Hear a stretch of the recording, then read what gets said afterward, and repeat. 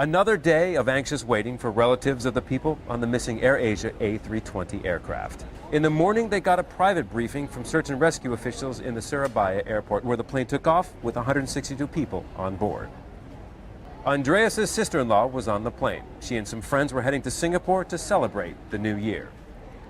We hope that the government and the team will find the plane immediately. But nothing has been found. No evidence pointing to what happened to the plane, nor where it might be.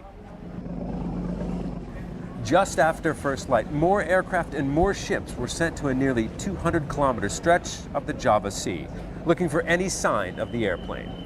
It's a bigger search area than Sundays. With more countries involved come more ships and more aircraft.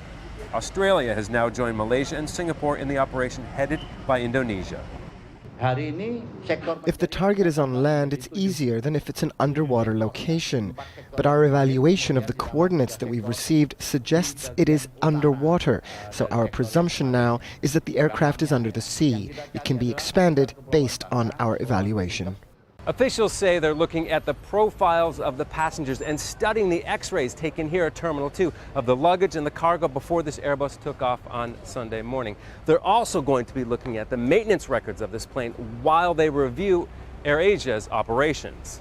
Later in the day, Indonesia's Vice President Yusuf Kalla appeared at the airport. He's become the government's representative on this crisis. And he says they're doing all that they can to find the missing plane. Many experiences like Malaysia until now, they couldn't find. Air France in the Atlantic needed a few months. We hope as far as possible. Also in the afternoon, an Indonesian Air Force official said an Australian surveillance plane spotted something in the sea within the search area. But as learned from the search for the missing Malaysia Airlines plane earlier in the year, repeated reports of object sightings never led to the missing aircraft. Yet every time, it led to false hope of those waiting for word on their families. Scott Heidler, Al Jazeera, Surabaya, Indonesia.